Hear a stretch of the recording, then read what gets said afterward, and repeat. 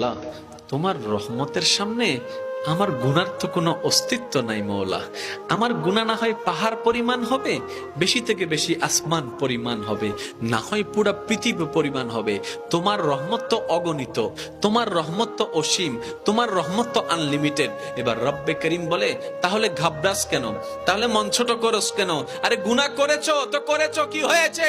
একবার তো তওবার মাধ্যমে আমি রবের দরবারে ফিরে আই, মওলা ফিরে আসতে পারবো তো? দরজা কি খোলা আছে? রব্বে করিম বলে, মরণের আগ পর্যন্ত, কিয়ামতের আগ পর্যন্ত, সূর্য পশ্চিম আকাশে ওঠার আগ পর্যন্ত দরজা খোলা আছে, দরজা খোলা আছে, দরজা খোলা আছে। এবার বান্দা বলে, মওলা 24টা ঘন্টার কোন টাইমে আসলে সেই দরজা খোলা পাবো? রব্বে করিম বলে, আরে ব্যাংকের দরজা খোলা থাকে নির্দিষ্ট সময়ে, অফিস আদালতের দরজা খোলা থাকে নির্দিষ্ট সময়ে, এমনকি ঘরের দরজাও খোলা থাকে নির্দিষ্ট সময়ে, এর বাইরে যাই না। কিন্তু তোর রবের দরবার এমন একটা দরবার, 24টা ঘন্টার যেই কোনো মুহূর্তে তুই আসবি, তোর রবের দরবার তোর জন্য খোলা থাকবে। সুবহানাল্লাহ।